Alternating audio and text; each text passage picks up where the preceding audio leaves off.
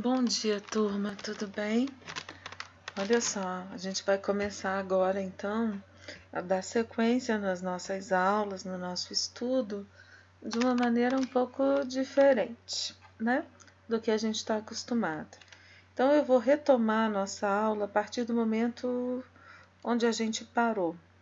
Então, a última aula que a gente teve, a gente estava começando a falar, começando a estudar as células dos tecidos conjuntivos comuns, que também são chamados de tecidos conjuntivos propriamente ditos, né?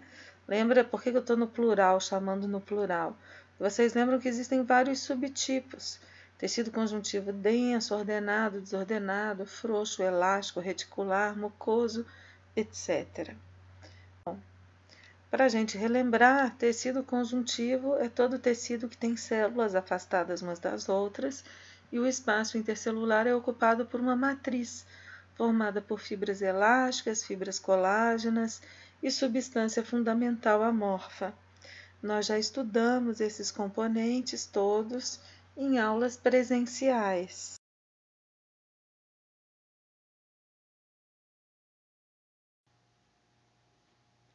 Então, a gente sabe, né, que no tecido conjuntivo a gente tem vários tipos de células.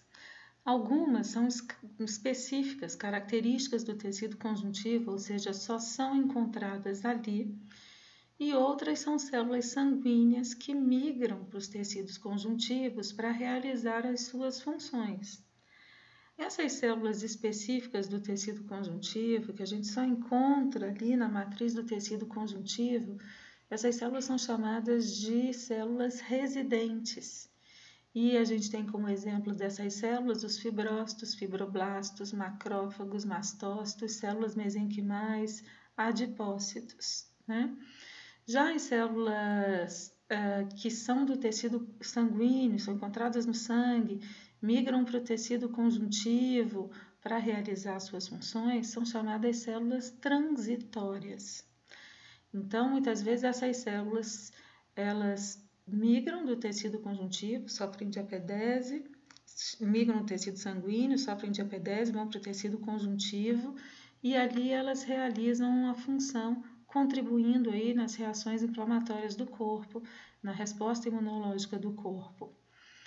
Quando essas células transitórias migram para os tecidos conjuntivos, a maior parte delas não retorna para a circulação, a não ser os linfócitos, que podem sair do tecido conjuntivo usando os vasos linfáticos, e como a gente sabe que os vasos linfáticos acabam levando a linfa de encontro à corrente sanguínea, esses linfócitos podem então retornar à circulação sanguínea, bem como, eventualmente, plasmócitos podem ser carregados também através dessa linfa, mas normalmente eles permanecem no tecido conjuntivo produzindo seus anticorpos.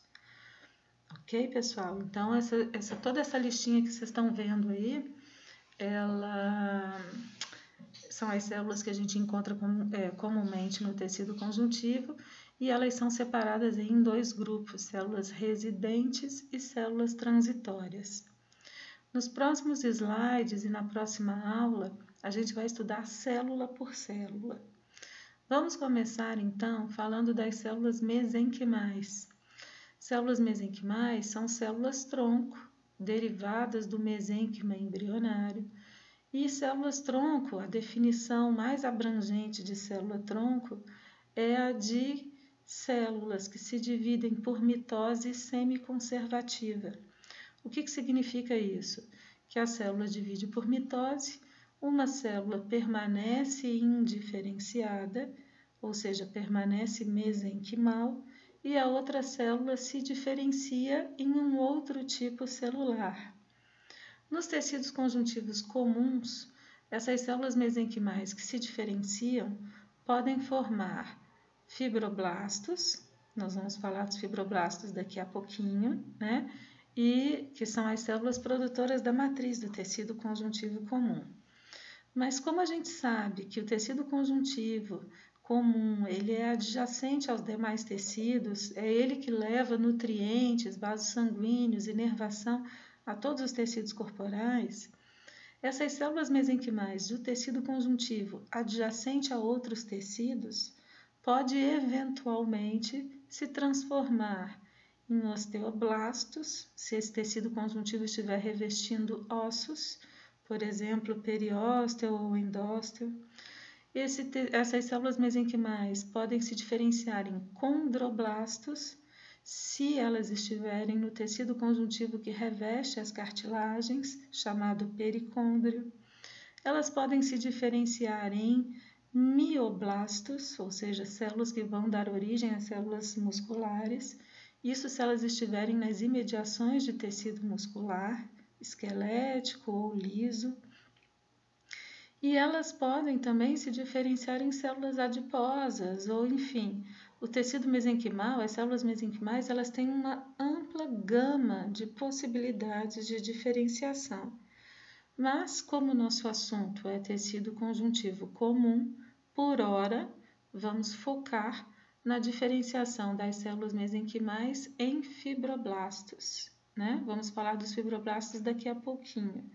Então, sempre que um tecido conjuntivo precisar crescer ou precisar se regenerar, nós teremos células mesenquimais se dividindo de forma semiconservativa e uma das células resultantes dessas divisões se diferenciando em fibroblastos, ok?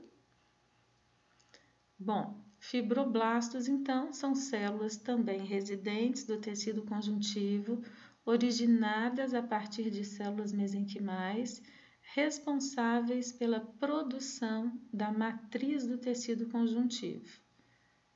Os fibroblastos, com o decorrer do tempo, se transformam em fibrócitos, diminuem o metabolismo e passam a se comportar como fibrócitos. Vamos entender isso melhor no próximo slide. Pessoal, fibroblastos e fibrócitos são responsáveis pela formação da matriz extracelular.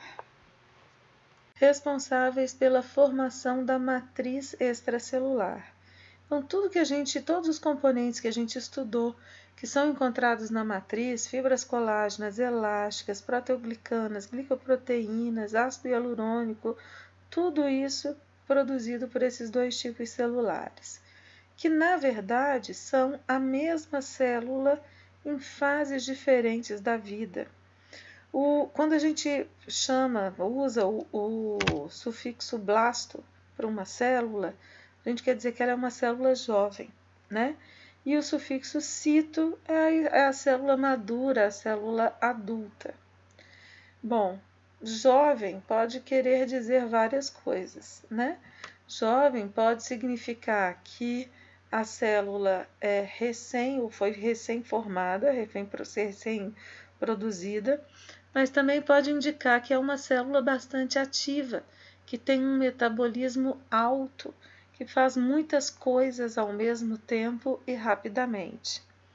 No caso dos fibroblastos, as duas definições se encaixam. Mentira. Mentira. Só a definição funcional, né? O fibroblasto ele pode ser uma célula antiga, ou que tem aí algum tempo de vida, algumas semanas de vida, alguns meses de vida, mas é o comportamento dele, é o funcionamento, é o metabolismo que vai caracterizá-lo como fibroblasto. E o fibrócito é uma célula que faz as mesmas coisas que o fibroblasto faz, só que em menor intensidade e mais lentamente. Eventualmente, um fibrócito pode voltar a se comportar e se parecer com um fibroblasto. Eventualmente, quando? Quando um tecido precisar de ser regenerado, quando ele sofre lesão e precisa de regeneração. Então, os tecidos conjuntivos, quando sofrem lesão, duas coisas acontecem. Células mesenquimais formam novos fibroblastos para poder produzir bastante matriz rapidamente e regenerar o tecido, e também fibrócitos aumentam seu metabolismo, voltam a funcionar como fibroblastos, para também contribuir na produção de grande quantidade de matriz rapidamente. Observem que os fibroblastos são células que têm vários prolongamentos citoplasmáticos, né, afastando do corpo celular. Ele é uma célula alongada, mas com vários prolongamentos citoplasmáticos. O núcleo é ovalado e claro. E como ele é uma célula que produz muita proteína, as organelas predominantes serão o retículo endoplasmático rugoso e o Golgi, visto que essas proteínas são de exportação. Já o fibrócito é uma célula alongada, porém com poucos prolongamentos citoplasmáticos, assumindo aí uma forma mais fusiforme. O núcleo também ovalado, porém mais fino e mais denso do que o do fibroblasto.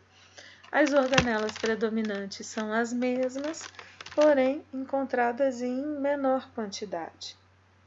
O que a gente pode falar então? Que um tecido conjuntivo vai ter predominância de fibroblasto quando ele estiver sendo formado pela primeira vez durante o período embrionário, quando ele estiver crescendo ou quando ele estiver regenerando. Já ele vai ter predominância de fibrócitos quando ele estiver estabilizado, não estiver crescendo e também não estiver regenerando. Mas sempre a gente tem neoformação de componentes de matriz, porque a matriz precisa ser renovada. Então, a renovação da matriz fica a cargo dos fibrócitos e a produção, quer seja para fazer a matriz que não existe passar a existir, quer seja para fazer com que o tecido cresça ou se reconstrua, se regenere, isso fica a cargo dos fibroblastos, ok? Outra célula residente do tecido conjuntivo, que todo mundo conhece, é o macrófago. Macrófago, quando a gente fala em macrófago, a gente pensa em fagocitose. Então, o macrófago é uma célula fagocítica, né, que envolve partículas, células que precisam ser destruídas e as destrói, né, as digere intracelularmente. Toda vez que a gente pensa em macrófago, então a gente já associa logo com fagocitose, né? Fagocitose de células envelhecidas, por exemplo, hemácias envelhecidas, de tecido que foi necrosado e que precisa ser retirado do local para que um novo tecido sadio seja produzido, fagocitose de micro-organismos. Nesse slide, vocês percebam lá em cima da fotografia, eu fiz umas setinhas vermelhas, vocês estão vendo duas bactérias que foram englobadas pelo macrófago e que vão ser posteriormente destruídas, fagocitadas. Então, repara, o macrófago é uma célula que tem ele não tem uma forma definida, ele é mais ou menos ovalado, sua superfície é irregular, porque ele emite muitos pequenos prolongamentos, como vocês estão vendo aí na figura, que são os pseudópodes. Esses pseudópodes são usados tanto para que eles se locomovam, quanto também para que eles envolvam aquilo que precisa ser fagocitado e inicie então o processo de fagocitose. Agora, quando a gente pensa, né, em fagocitose, geralmente a gente fala assim, ele engloba, forma o fagossoma, funde o fagossoma com o lisossoma e digere o material que foi englobado. Na verdade, não é simples assim, as coisas não são assim tão simples. O macrófago ele faz parte de um grupo de células do nosso organismo chamado de células profissionais na apresentação de antígeno. Então, esse grupo é formado pelos macrófagos, pelos linfócitos B e também por células dendríticas, que são células que têm uma superfície irregular e que são encontradas em tecidos não conjuntivos. Então, por exemplo, no epitélio das mucosas, no epitélio da epiderme, a gente tem a célula de Langerhans. No tecido nervoso, a gente tem os microgliócitos. No intestino delgado, a gente tem as células M. Então, são células profissionais na apresentação de antígeno. O que significa isso? Significa que são células que têm na sua membrana receptores para glicoproteínas que foram perdidas ao longo do processo evolutivo. Como assim? Bom, toda célula tem na sua superfície glicoproteínas e glicolípidos.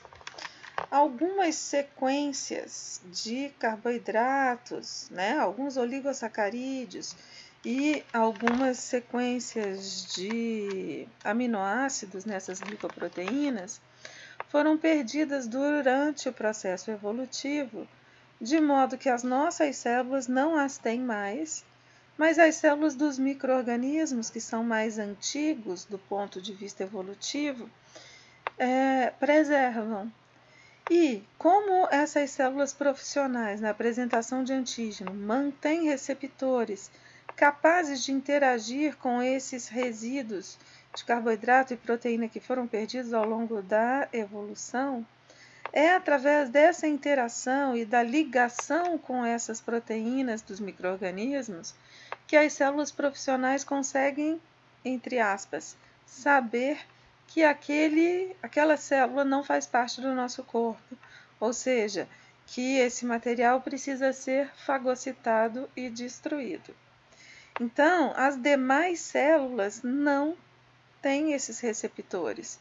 Portanto, as demais células do corpo não conseguem reconhecer sozinhas que bactérias, protozoários, enfim, que micro-organismos não fazem parte do corpo, que precisam ser então fagocitados e destruídos. Essas células profissionais na apresentação de antígeno, elas são muito importantes porque são elas que iniciam o processo de resposta imunológica contra os nossos invasores, certo? Nessa fotografia, vocês podem ver aí à esquerda, na parte superior esquerda, uma célula mais eletrondensa, só um pedacinho dela que está aparecendo. E vocês percebam que essa célula, que é um linfócito T auxiliar, está emitindo prolongamentos em direção ao macrófago e vice-versa. O macrófago está interagindo também com a membrana do linfócito T auxiliar. Esse contato que essas duas células estão fazendo é para que o antígeno reconhecido pelo macrófago possa ser apresentado para o linfócito T e dessa maneira o linfócito T seja alertado, seja ativado em relação a essa infecção detectada pelo macrófago.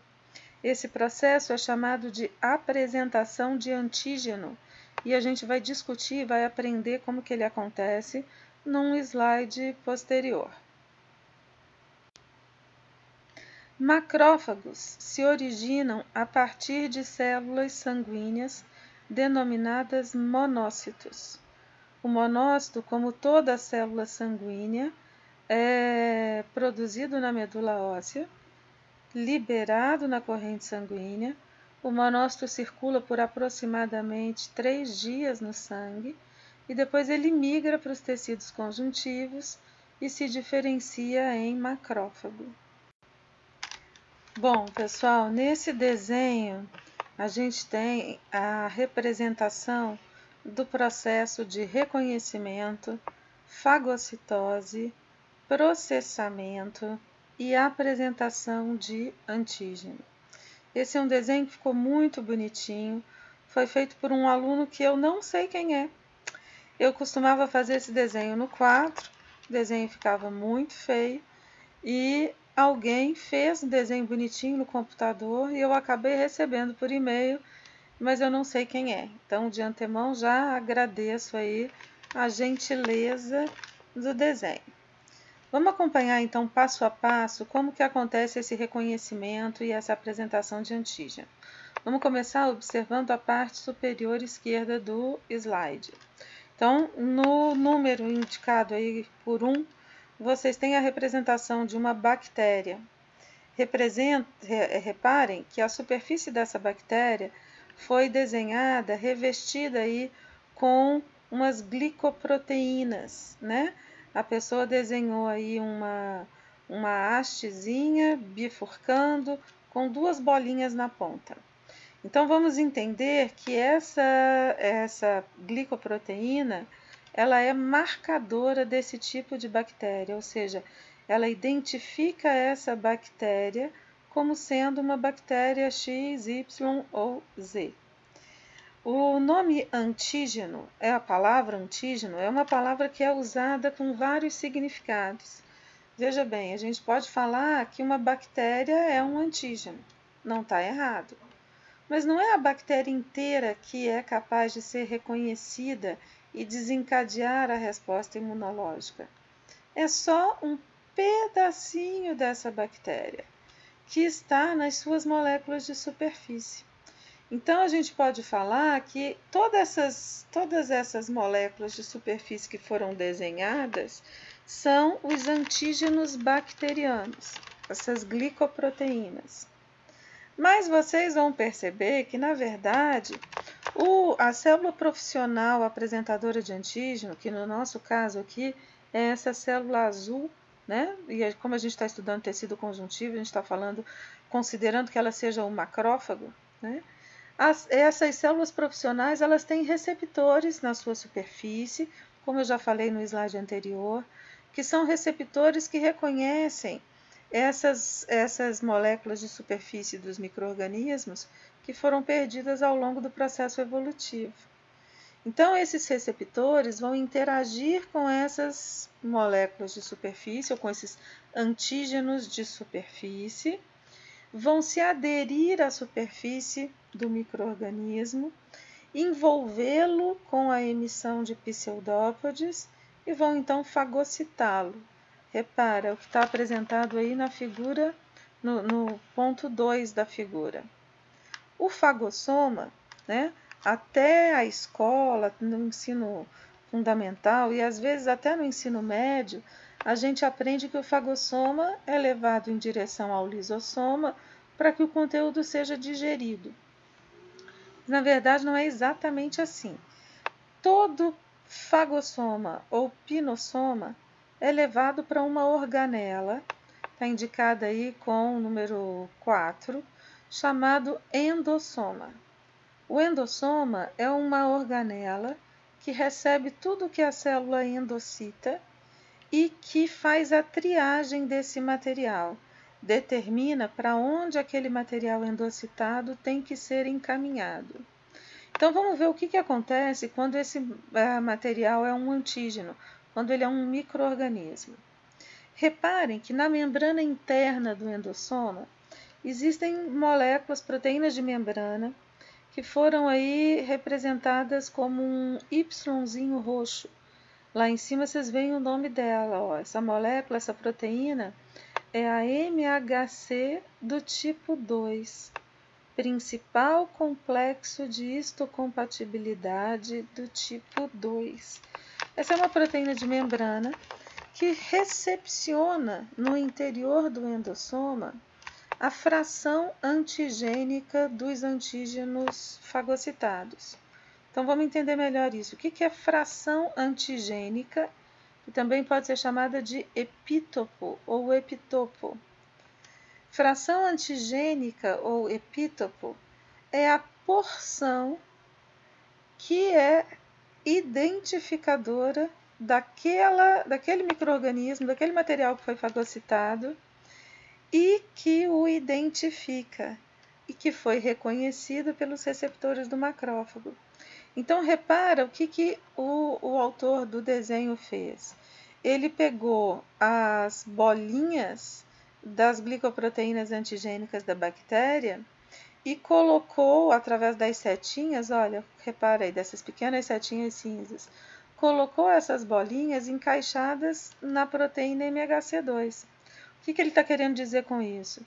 Que no interior do endossoma, a fração antigênica do antígeno, ou seja, aquilo que identifica aquela célula como sendo um antígeno, vai ser retirado da sua superfície, conjugado com as moléculas de MHC2 antes do micro-organismo ser encaminhado ao lisossoma.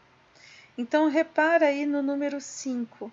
Ele desenhou o micro-organismo sendo envolvido por membrana do endossoma, ou seja, iniciando a formação de uma vesícula, que vai levá-lo até o lisossoma, número 6, para que ele seja destruído.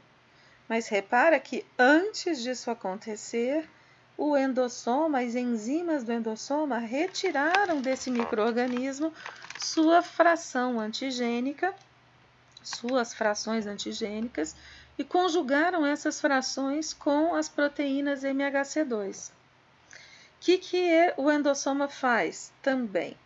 Ele forma uma vesícula, vocês estão vendo aí no número 7, uma vesícula contendo as MHCs do tipo 2 conjugadas com a fração antigênica do antígeno, ou seja, conjugadas com o epitopo, e direciona essa vesícula para a superfície celular, número 8. Então, vocês estão vendo que quando a vesícula contendo os MHC2 se funde com a membrana plasmática, essas MHCs do tipo 2 que estavam dentro da vesícula passam a ficar na superfície externa da membrana, voltadas, para fora da célula, associadas à membrana plasmática, carregando em si a fração antigênica do antígeno. Bom, então o que aconteceu? No número 1 aconteceu o reconhecimento do antígeno. No número 2 aconteceu a formação do fagossoma, ou seja, a fagocitose desse antígeno.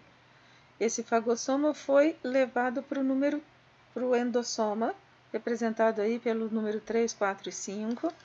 E no interior do endossoma, esse micro-organismo foi processado. O que significa isso? Foi retirado do micro-organismo as suas frações antigênicas. Essas frações foram conjugadas com as proteínas MHC do tipo 2 e o restante do micro-organismo foi então encaminhado para ser digerido no lisossoma. Isso a gente chama de processamento do antígeno. O número 7 e o número 8 representam a etapa de apresentação do antígeno, que é a exposição das suas frações antigênicas na membrana externa da célula fagocítica, da célula profissional na apresentação desse antígeno. Qual é o objetivo? Vamos entender por que o macrófago faz tudo isso. Toda vez que a gente entra em contato com um antígeno externo, é porque a barreira epitelial do nosso corpo foi rompida. Porque a gente já estudou o epitélio, a gente sabe que o tecido epitelial tem as zônulas de oclusão que isolam, que vedam o nosso organismo, nos protegendo de tudo que tem na nossa superfície, de todos os micro-organismos de superfície, protegendo também contra a perda de água, etc. Bom, então significa que para a gente sofrer uma infecção, a barreira epitelial, seja da pele ou seja de alguma mucosa, ela tem que ter sido rompida por alguma maneira. Quando ela se rompe, os micro-organismos que nos colonizam entram em contato com o nosso tecido conjuntivo e encontram ali tudo o que eles precisam para se desenvolver. Eles encontram água, encontram nutrientes, encontram temperatura adequada, e aí o que eles fazem? Começam a proliferar. Estima-se que bactérias a cada 20 minutos na matriz do tecido conjuntivo sofram proliferação. Então vamos entender que se num primeiro momento da infecção, vou colocar um número fácil de calcular, tá? Num primeiro momento da infecção, num machucadinho qualquer, enfim, entrar em contato conosco 100 bactérias, dali a 20 minutos, elas têm capacidade de se tornarem 200, depois 400, depois 800, 1.600, ou seja, o crescimento é exponencial. Nem todos os micro-organismos, nem todas as bactérias que entram em contato com o tecido conjuntivo, na hora que o epitélio sofreu a lesão e durante todo o tempo em que esse epitélio ficar se reconstituindo e que a ferida, a lesão estiver aberta, nem todos vão conseguir ser reconhecidos pelos macrófagos. Então não adiantaria o macrófago simplesmente fagocitar, fundir o fagossoma com o lisossoma e destruir aquele micro-organismo que foi reconhecido, porque outros estariam se multiplicando na matriz do tecido conjuntivo. Perceberam? Então, não adianta, o processo ele tem que ser ampliado, o processo de defesa, né? E essa ampliação da resposta se dá através dessa apresentação de antígenos que a célula fagocítica vai, então, dar continuidade ou vai fazer. Como assim? Vamos entender melhor. Reparem aí o número 9 do desenho. Ele está indicando que o macrófago, ao mesmo tempo que ele fagocita, processa e apresenta o antígeno, ele libera na matriz do tecido conjuntivo citocinas pró-inflamatórias, a interleucina 1 e o TNF-alfa. A gente sabe que a interleucina 1 e o TNF-alfa vão se difundir na matriz do tecido conjuntivo, porque ela é hidratada. Então, tudo que a gente lança na matriz tende a se dispersar. Dispersando-se, essas citocinas vão entrar em contato com várias outras células que estão presentes no tecido conjuntivo. Então, vamos ver. Entrando em contato com o mastócito, as citocinas vão provocar a exocitose dos grânulos dos mastócitos. Dentre as substâncias que estão lá armazenadas, existe uma que chama histamina. Então, essa histamina vai ser lançada no tecido conjuntivo e também vai se dispersar. E atingindo a superfície de vasos sanguíneos que atravessam o tecido conjuntivo, a histamina vai provocar dilatação nesses vasos. A dilatação dos vasos sanguíneos faz com que o sangue passe mais devagar por aquele segmento dilatado. Então, aquele segmento dilatado vai conter um volume maior de sangue que vai passar mais lentamente por ali. Isso é uma das condições que a gente precisa para que células de defesa circulantes no sangue possam migrar para o tecido conjuntivo para participar do processo de defesa. Observem que as mesmas citocinas, interleucina 1 e TNF-alfa, olha o número 12, as mesmas citocinas atuam no endotélio desses vasinhos que sofreram dilatação, induzindo essas células endoteliais a expressarem na sua membrana proteínas adesivas chamadas selectinas. São essas verdinhas que foram desenhadas. Então, vamos lembrar, um vaso sanguíneo que não esteja sob a ação das citocinas pró-inflamatórias, ele não estará dilatado, então o sangue vai passar rápido, e o endotélio não vai apresentar selectina. Então as células de defesa, os leucócitos, não terão aonde se agarrar na parede e vão dar continuidade à sua trajetória no fluxo sanguíneo. Mas na presença de citocinas pró-inflamatórias, os vasos estarão dilatados, o sangue vai circular mais lentamente, em maior quantidade, né? Vai ficar parcialmente retido nessa porção dilatada, e o endotélio ainda vai apresentar selectina para as células circulantes, ou seja, os leucócitos circulantes vão tender a se aderir à parede do vaso, atravessar essa parede para ajudar na defesa contra a infecção que está acontecendo naquele local.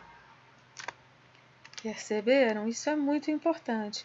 E aí vocês veem que aquelas células todas que a gente viu lá no tecido conjuntivo, elas trabalham cooperando umas com as outras, para que a resposta imunológica possa ser eficiente. Então não são células isoladas.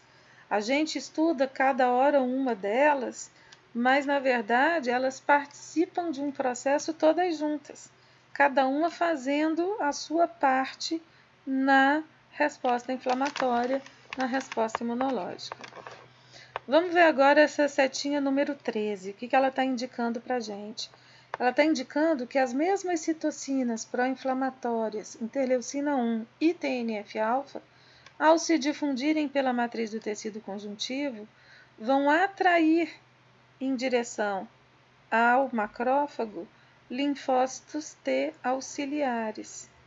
Esses linfócitos T auxiliares, eles possuem na sua membrana um par de proteínas, proteína TCR e proteína CD4, que é responsável, que é capaz, esse par de proteínas é capaz de interagir com as MHCs do tipo 2, acoplarem-se a ela e, a partir desse acoplamento, o linfócito T auxiliar, então, ele consegue ser ativado pelo antígeno, ou seja, pela fração antigênica, pelo epítopo que as MHCs2 estão segurando.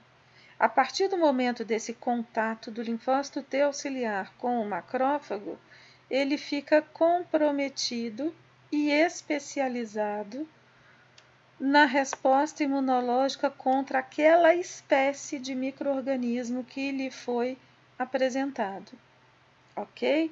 Então, ele deixa de ser um linfócito T virgem, passa a ser um linfócito T ativado, comprometido com a resposta imune, especificamente contra aquela espécie de micro-organismo que lhe foi apresentado, ou seja, aquele tipo de bactéria que está fazendo aquela infecção.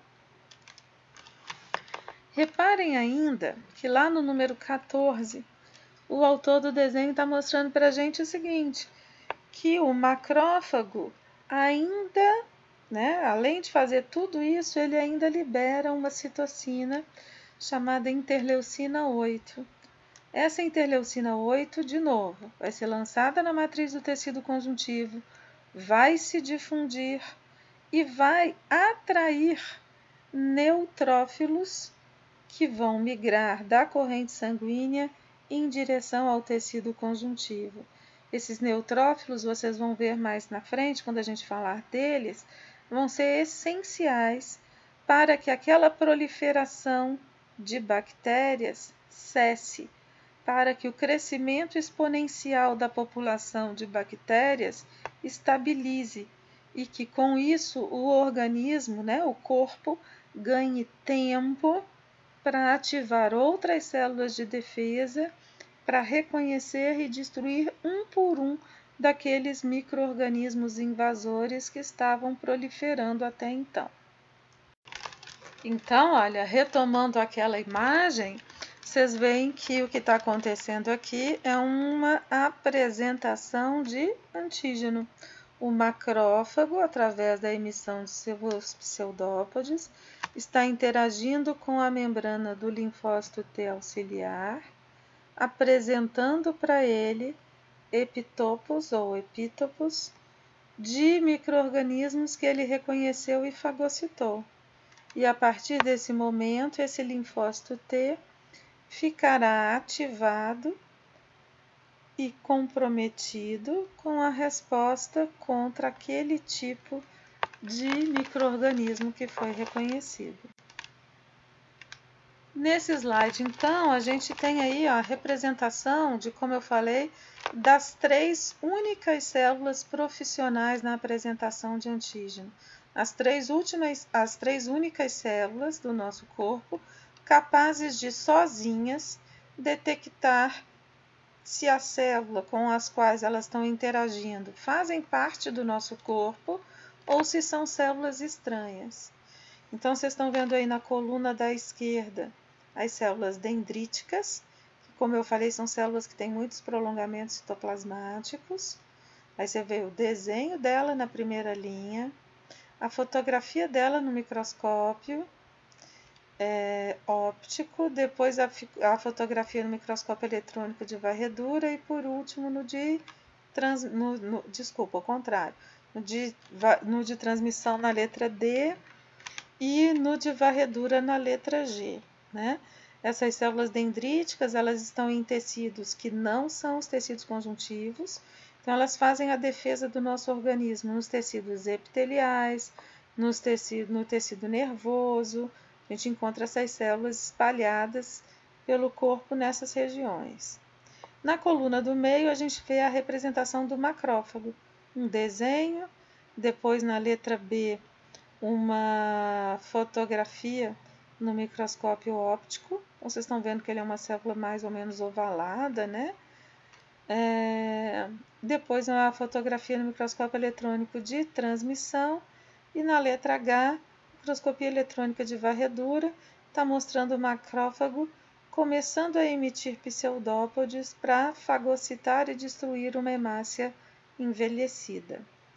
Já na coluna da direita, vocês têm o desenho do linfócito B, com seus marcadores de membrana. Depois, na letra C, a fotografia no microscópio óptico do linfócito. Microscopia de transmissão na letra F, microscopia de varredura na letra I. Bom, pessoal, a gente falou que para apresentar antígenos, os macrófagos utilizam uma proteína que fica guardada no seu endossoma, uma proteína de membrana, né, uma proteína transmembrana, chamada MHC do tipo 2. Principal proteína do complexo de histocompatibilidade do tipo 2. Esse é o nome dela. Existe uma outra proteína apresentadora de antígeno bastante importante, que é a MHC do tipo 1. A MHC do tipo 1, ela fica guardada no endossoma de qualquer célula do corpo. Então, veja bem, as MHCs do tipo 2 só na das células profissionais na apresentação de antígeno. As MHC do tipo 1 em todas as células do corpo, inclusive nas profissionais apresentadoras de antígeno. Bom, elas têm algumas diferenças estruturais, que vocês podem ver aí no desenho, na figura, né? São semelhantes, mas tem algumas particularidades, algumas diferenças. E o principal que a gente precisa saber por enquanto é o seguinte: a MHC do tipo 2 é utilizada pelas células profissionais para apresentar antígenos para o linfócito T auxiliar.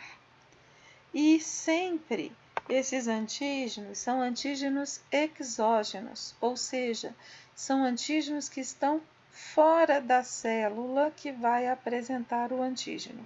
São antígenos que estão causando infecção na matriz do tecido conjuntivo, ou seja, nos espaços intercelulares.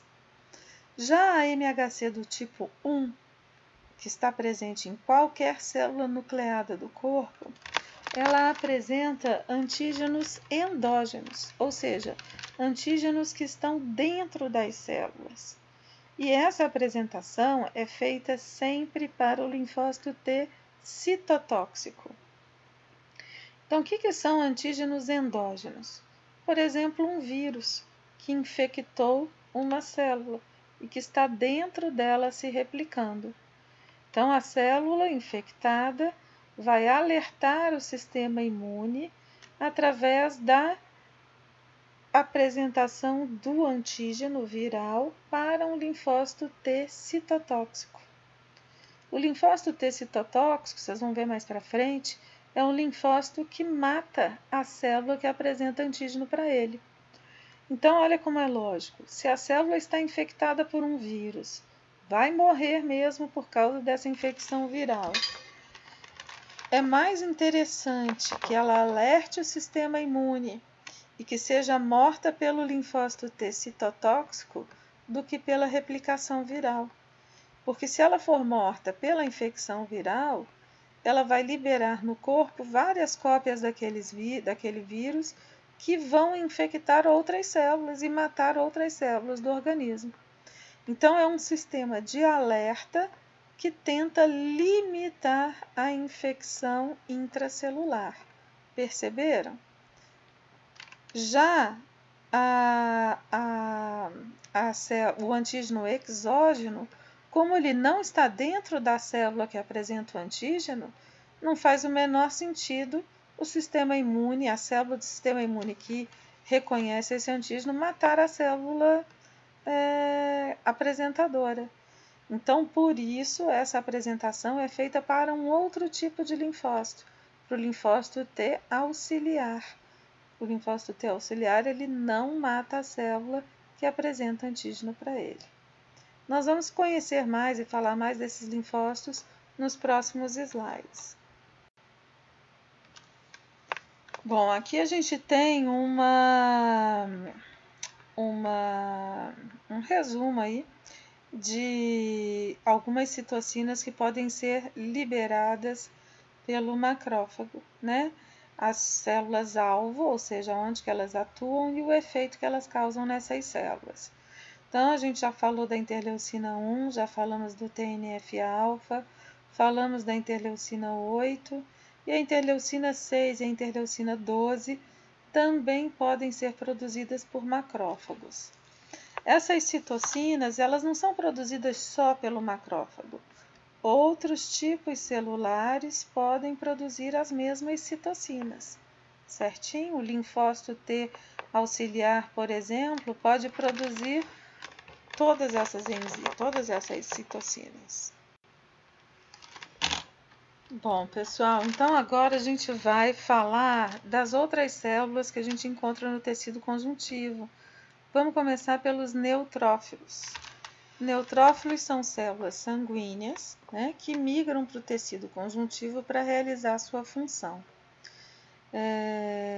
Os neutrófilos, dentre as células de defesa do sangue, são as mais populosas. Então, elas correspondem a mais de 60% da população de leucócitos, né? Entre 57% e 67% dos leucócitos. São células super importantes no processo da resposta imunológica, porque, como a gente falou no slide anterior, ele é capaz de paralisar a proliferação dos micro-organismos infectantes, através da liberação de substâncias que ele guarda nos seus grânulos citoplasmáticos. Então, observa a morfologia do neutrófilo. O neutrófilo é uma célula esférica que a gente encontra, né, circulando no sangue e eventualmente no tecido conjuntivo. É uma célula que tem um núcleo apenas. Porém, esse núcleo ele tem várias dilatações que são chamadas lóbulos. Então, nesse neutrófilo que está aqui na figura da direita, a gente pode contar 1, 2, 3, 4, 5 lóbulos. É o mais comum da gente encontrar no núcleo dele. Ele pode ter de 3 a 6 lóbulos no núcleo. E se vocês olharem o citoplasma do neutrófilo, é cheio de grânulozinhos. Vocês estão vendo, especialmente nesses dois aqui da figura da direita, os grânulos estão mais visíveis. Então, o neutrófilo é um tipo de leucócito chamado leucócito granulócito. Os leucócitos granulócitos são os leucócitos que têm no seu citoplasma dois tipos de grânulos. Um facilmente visível ao microscópio óptico, chamado grânulo específico, e outro menorzinho, de difícil visualização no microscópio óptico, chamado grânulo inespecífico. Os grânulos inespecíficos também podem ser chamados de primários ou azurófilos. E como o nome diz, ele é inespecífico, ou seja, ele é encontrado em todos os leucócitos. Então, tanto os linfócitos, quanto os monócitos, quanto os eosinófilos, quanto os neutrófilos e os basófilos contêm grânulos citoplasmáticos pequenos de natureza lisossômica, chamado grânulos inespecíficos. Agora, neutrófilos, eosinófilos e basófilos, que são chamados de leucócitos granulócitos, além dos grânulos inespecíficos, contém também os grânulos específicos ou secundários, que dão a essas células a especificidade de ação que cada uma delas tem. No caso dos neutrófilos, vocês vão ver mais à frente, os grânulos específicos contêm substâncias bacteriostáticas. São aquelas capazes de parar a proliferação das bactérias. Então, assim que os neutrófilos são chamados pela interleucina 8 para migrar para o local da infecção, a primeira coisa que eles fazem, exocitam os grânulos específicos. Daí, as substâncias bacteriostáticas se difundem na matriz do tecido conjuntivo e, ao atingir as bactérias, diminuem o metabolismo delas, evitando que elas continuem a proliferar. Essa é a primeira etapa de atuação do neutrófilo.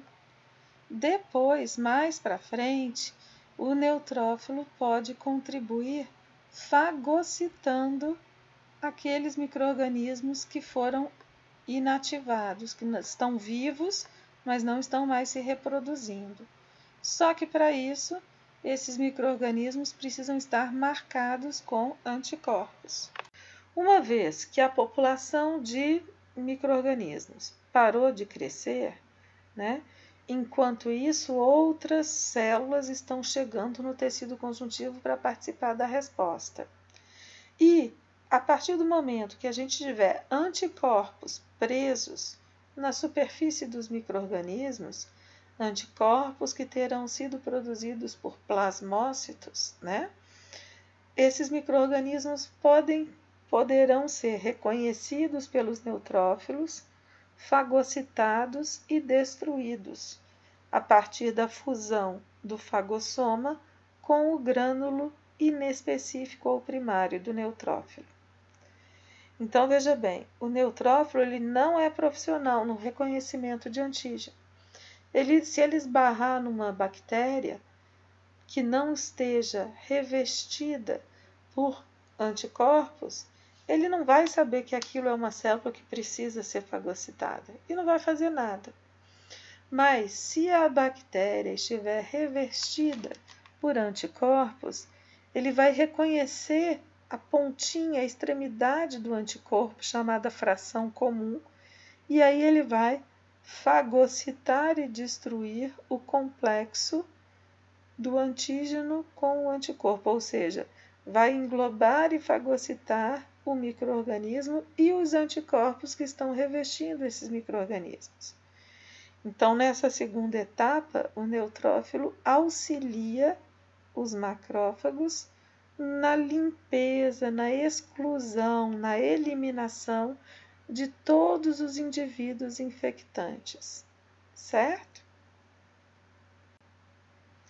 Então, vejam bem aí, nos grânulos inespecíficos, existem aí várias enzimas lisossômicas e outras que matam os micro-organismos, seja por lise de membrana, seja por esvaziamento, seja por digestão. E nos grânulos específicos, substâncias que diminuem o metabolismo microbiano, seja por danificação da parede celular das bactérias, seja por indisponibilizar o ferro para o metabolismo microbiano, seja por diminuir a taxa de respiração celular. Então, tanto o citocromo B quanto a lactoferrina quanto a lisozima são substâncias liberadas pelos grânulos específicos dos neutrófilos que impedem a proliferação bacteriana, inibindo o metabolismo. Além disso, nesses grânulos específicos, a gente pode encontrar colagenase e elastase, que vão facilitar a emissão de pseudópodes e a migração celular. Bom, várias substâncias são capazes de ativar os neutrófilos. A principal, a que a gente precisa saber por enquanto, é a interleucina 8, que está marcadinha aí em vermelho. Os outros componentes ativadores a gente vai estudar mais tarde na imunologia, lá no terceiro período. Bom, já falamos dos macrófagos, já falamos dos neutrófilos, vamos falar um pouquinho agora dos linfócitos. Linfócitos são vários, existem vários tipos e subtipos de linfócitos. E olhando na microscopia, tanto na óptica quanto na eletrônica, a gente não tem condição de saber qual o tipo de linfócito que a gente está observando. Eles são células esféricas, que têm um núcleo também esférico, denso, bastante basófilo o núcleo, e o núcleo ocupa quase todo o volume da célula, restando só um halozinho de citoplasma em forma de meia-lua.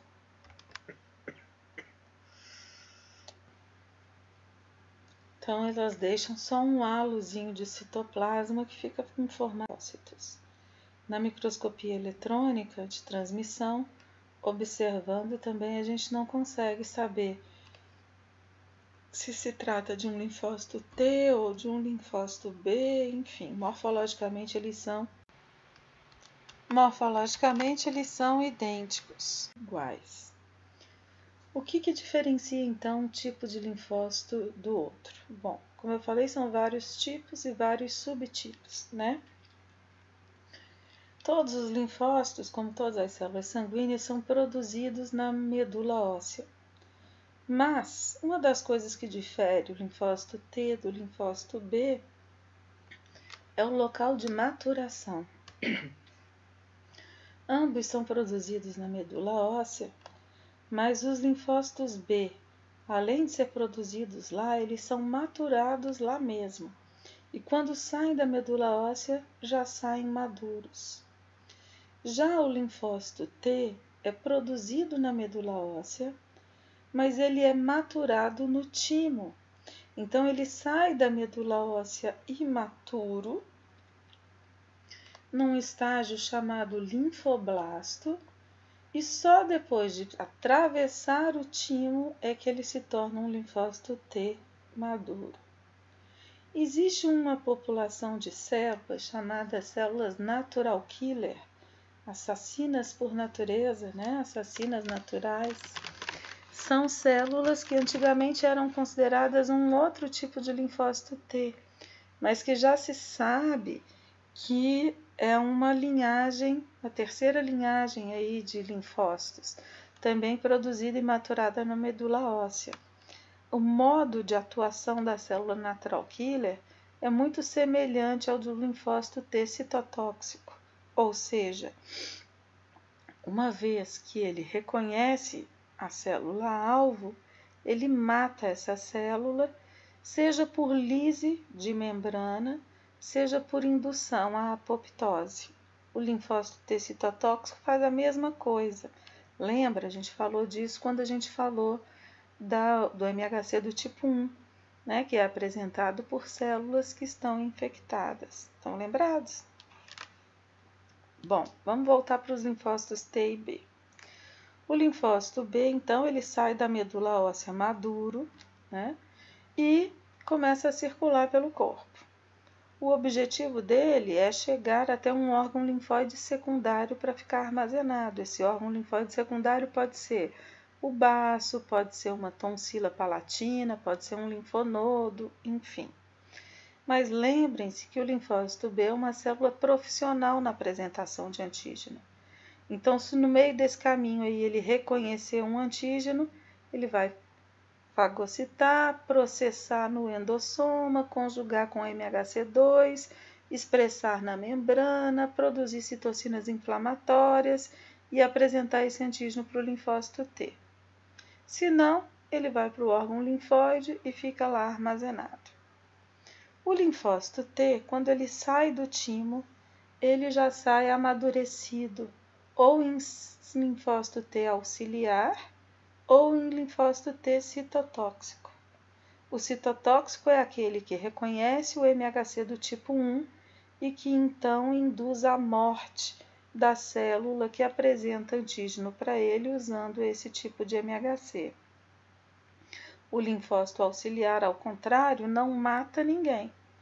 Reconhece antígenos apresentados com MHC do tipo 2, por exemplo, por um macrófago, uma célula dendrítica ou um linfócito B, E a partir dessa apresentação ou desse reconhecimento de antígeno, o linfócito T se torna ativado. Produz várias citocinas inflamatórias que atraem outros tipos celulares para o local da inflamação. E além disso, o linfócito T auxiliar ativa linfócitos B a se transformarem em plasmócitos e então esses plasmócitos a produzirem anticorpos. Vou ter que fazer tudo de novo. Passei demais, pessoal, desculpa. Bom que a gente toma um fôlego.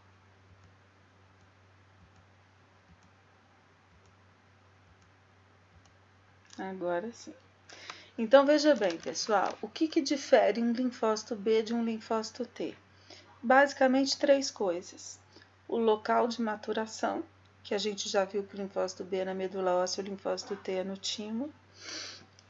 Mecanismo de atuação, a gente já viu que os linfócitos B se diferenciam em plasmócitos para produzir anticorpos, enquanto que o linfócito T auxiliar produz citocinas para ativar e recrutar células efetoras, ou seja, outras células de defesa, e o linfócito T citotóxico mata a célula por lise de membrana ou por indução de apoptose, que é a mesma coisa que as células natural killer fazem. Agora, uma outra diferença que vai ter aí entre os linfócitos é o tipo de proteína que eles vão apresentar na membrana, os marcadores de membrana. Então, linfócitos B apresentam imunoglobulinas na sua membrana, enquanto que os linfócitos T, todos eles apresentam uma proteína de membrana chamada receptor de célula T. Então, qualquer que seja o tipo de linfócito T, vai ter na membrana o TCR, ou receptor de célula T. Se ele for um linfócito T auxiliar, além do linfócito do TCR, ele vai apresentar uma outra proteína de membrana chamada CD4. E se ele for citotóxico, além do TCR, ele vai apresentar uma proteína de membrana chamada CD8. Essa dupla CD8-TCR é a duplinha de proteínas de membrana capaz de se encaixar no MHC do tipo 1 para reconhecer antígenos endógenos. E a dupla CD4-TCR é a dupla de proteínas de membrana capaz de se encaixar no MHC do tipo 2 para reconhecer antígenos exógenos, ok? Então, o que determina que o MHC do tipo 2 só apresenta antígeno para o linfócito T auxiliar é a presença na superfície do auxiliar dessa dupla TCR-CD4 que encaixa no MHC do tipo 2. O CD8-TCR não encaixaria no MHC do tipo 2, por isso não adiantaria apresentar antígeno com o MHC2 para o citotóxico, e vice-versa. O CD8-TCR é complementar e se encaixa ao MHC do tipo 1, e então não adiantaria as células apresentarem antígeno com o MHC. Então, pessoal, agora a gente vai estudar um pouquinho dos linfócitos T e alguns dos seus subtipos. Resuminho aqui sobre os linfócitos T. Então, linfócitos T só reconhecem antígenos proteicos. Os antígenos são reconhecidos por receptores que se chamam TCR, né? Sempre ligado ao CD4 ou ao CD8. O TCR só é capaz de conhecer peptídeos. Ele não conhece a proteína inteira. A proteína tem que ser fragmentada. Por isso que lá no endossoma, a glicoproteína de superfície ela é quebrada. E só o epitopo é que se combina com o MHC do tipo 2. Certo? E o TCR só reconhece o peptídeo, o epitopo, se ele estiver acoplado no MHC2. Certo? Ou se for o antígeno endógeno acoplado ao MHC1, ele só vai reconhecer se acoplado ao MHC. Ou seja, não adianta o epitopo estar solto, sozinho, que o TCR-CD4 não encaixa nele e nem o CD8 TCR também não encaixa nele. Então, os antígenos, para serem apresentados aos linfócitos T, têm que estar acoplados a alguma proteína apresentadora.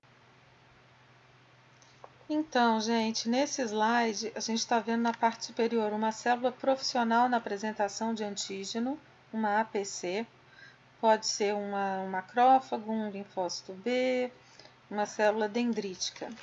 Vocês reparem que ela tem na sua membrana, ela está apresentando na sua membrana uma molécula MHC do tipo 2, acoplado com um antígeno. A molécula MHC do tipo 2 está em amarelinho, um antígeno em vermelho.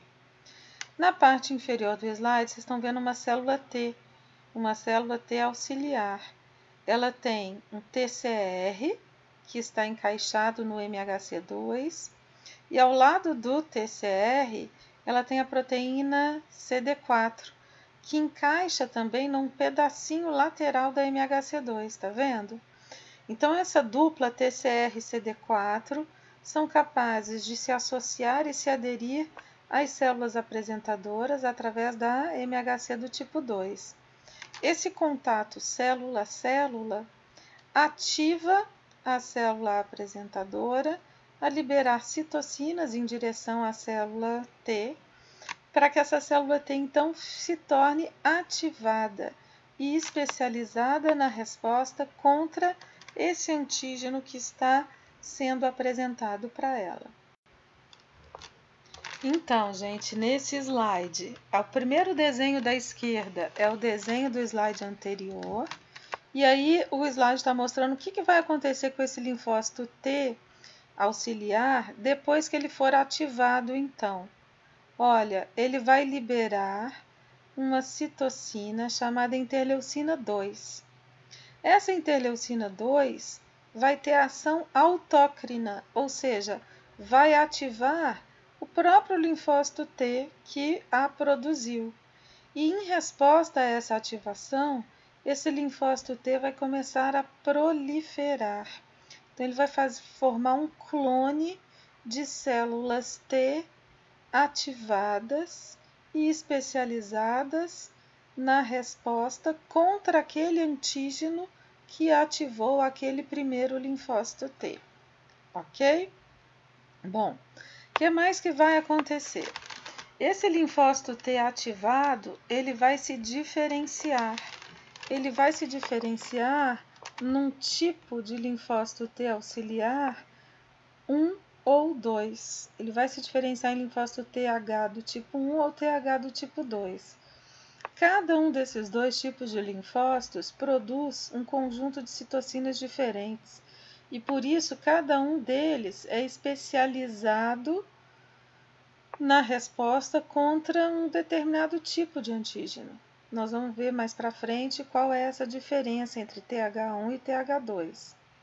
O último quadrinho está mostrando a célula T, né, ou a célula ativada, no caso dessa célula, uma célula citotóxica, matando uma célula que está apresentando antígeno para ela através de MHC do tipo 1. Ou seja, depois da proliferação e da diferenciação, esses linfócitos T auxiliares, eles vão fazer o que eles precisam fazer, eles vão recrutar células de defesa, ativar outras células de defesa, para que o problema seja resolvido, né? O linfócito auxiliar, ele não mata ninguém, mas ele recruta células que matam, através de diferentes estratégias. Beleza.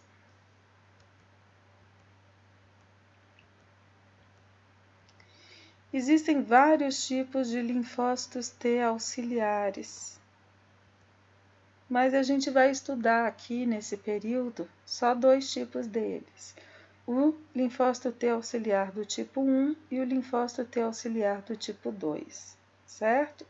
Então, quando a gente viu no slide anterior que o linfócito sofre proliferação e se diferencia, ele se diferencia ou em TH1 ou em TH2. O linfócito T auxiliar do tipo 2, ele é especializado contra antígenos do tipo euminto, ou seja, a resposta contra vermes. E ele também é produzido nas respostas contra alérgenos, então, responsável pelas respostas alérgicas. Os linfócitos TH do tipo 2, eles produzem uma citocina chamada interleucina 5, que ativa mastócito, causando vasodilatação, recruta e ativa eosinófilo e também faz com que as proteínas, os anticorpos produzidos contra os antígenos, sejam em sua maioria do tipo E. Isso significa que se você faz um exame sorológico e detecta que tem alta quantidade de IgE no plasma, significa que a sua resposta ou é alérgica ou é uma resposta contra uma infecção causada por verme, certo? Se você detecta no seu exame de sangue que a população de eosinófilo está bem maior do que a normal, também é um indicativo de que você está sofrendo ou uma resposta alérgica ou uma infecção eumíntica. Já o TH1, ele produz muita interleucina 8, recruta muito neutrófilo e ativa macrófago e é especializado em resposta contra vírus e bactéria. Então, gente, nesse slide a gente está vendo na parte superior uma célula profissional na apresentação de antígeno, uma APC, pode ser um macrófago, um linfócito B, uma célula dendrítica. Vocês reparem que ela tem na sua membrana, ela está apresentando na sua membrana uma molécula MHC do tipo 2, acoplado com um antígeno. A molécula MHC do tipo 2 está em amarelinho, um antígeno em vermelho. Na parte inferior do slide, vocês estão vendo uma célula T auxiliar. Ela tem um TCR, que está encaixado no MHC2, e ao lado do TCR, ela tem a proteína CD4, que encaixa também num pedacinho lateral da MHC2, tá vendo? Então, essa dupla TCR e CD4 são capazes de se associar e se aderir às células apresentadoras através da MHC do tipo 2. Esse contato célula-célula ativa a célula apresentadora a liberar citocinas em direção à célula T, para que essa célula T então se torne ativada e especializada na resposta contra esse antígeno que está sendo apresentado para ela. Então, gente, nesse slide, o primeiro desenho da esquerda é o desenho do slide anterior, e aí o slide está mostrando o que vai acontecer com esse linfócito T auxiliar depois que ele for ativado, então. Olha, ele vai liberar uma citocina chamada interleucina 2. Essa interleucina 2 vai ter ação autócrina, ou seja, vai ativar o próprio linfócito T que a produziu. E em resposta a essa ativação, esse linfócito T vai começar a proliferar. Então, ele vai formar um clone de células T ativadas e especializadas na resposta contra aquele antígeno que ativou aquele primeiro linfócito T, ok? Bom, o que mais que vai acontecer? Esse linfócito T ativado, ele vai se diferenciar. Ele vai se diferenciar num tipo de linfócito T auxiliar 1 ou 2. Ele vai se diferenciar em linfócito TH do tipo 1 ou TH do tipo 2.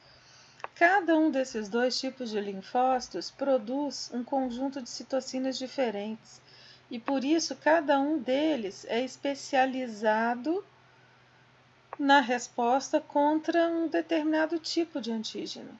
Nós vamos ver mais para frente qual é essa diferença entre TH1 e TH2.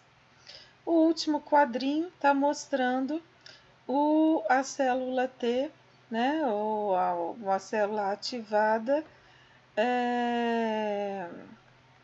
no caso dessa célula, uma célula citotóxica, matando uma célula que está apresentando antígeno para ela através de MHC do tipo 1.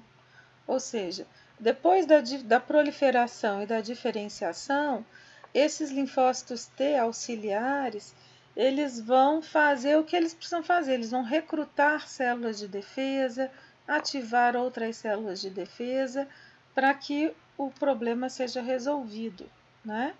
O linfócito auxiliar, ele não mata ninguém, mas ele recruta células que matam, através de diferentes estratégias. Beleza.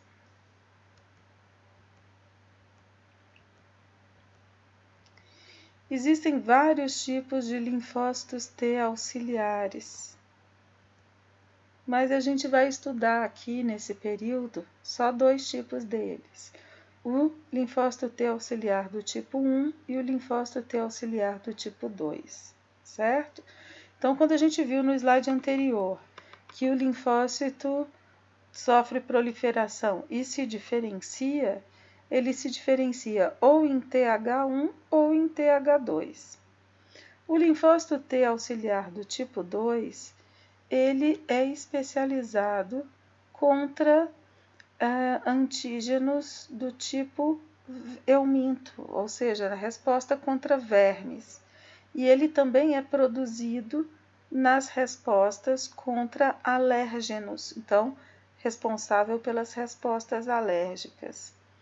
Os linfócitos TH do tipo 2, eles produzem uma citocina chamada interleucina 5, que ativa mastócito, causando vasodilatação, recruta e ativa eosinófilo e também faz com que as proteínas, os anticorpos produzidos contra os antígenos, sejam em sua maioria do tipo E. Isso significa que se você faz um exame sorológico e detecta que tem alta quantidade de IgE no plasma, significa que a sua resposta ou é alérgica ou é uma resposta contra uma infecção causada por verme, certo? Se você detecta no seu exame de sangue que a população de eosinófilo está bem maior do que a normal, também é um indicativo de que você está sofrendo ou uma resposta alérgica ou uma infecção eumíntica. Já o TH1, né, ele produz muita interleucina 8, recruta muito neutrófilo e ativa macrófago e é especializado em resposta contra vírus e bactéria, né? Então, pessoal, um resuminho aí dessa última parte da aula para a gente encerrar. Uma coisa que precisa ficar guardado e entendido é que os linfócitos T auxiliares têm na sua membrana marcadores que são o receptor de célula T, TCR, acoplado ao CD4. Isso faz com que ele consiga se acoplar apenas nas proteínas apresentadoras de antígeno do tipo MHC2. E os linfócitos T citotóxico apresentam na sua membrana o receptor de célula T, o TCR, acoplado ao CD8, o que faz com que ele só consiga se associar, só consiga se acoplar e reconhecer antígenos apresentados com MHC do tipo 1. Lembrando, as células apresentam antígenos com MHC1 quando o problema é interno e a ação do citotóxico é matar as células que apresentam antígenos para ele. Então, se a célula está com um problema interno, ela precisa ser eliminada. Já o linfócito auxiliar, ele não mata a célula que apresenta o antígeno para ele. Ele recruta outras células para identificarem e combaterem os antígenos que estão espalhados pelo espaço intercelular pelas matrizes dos tecidos conjuntivos.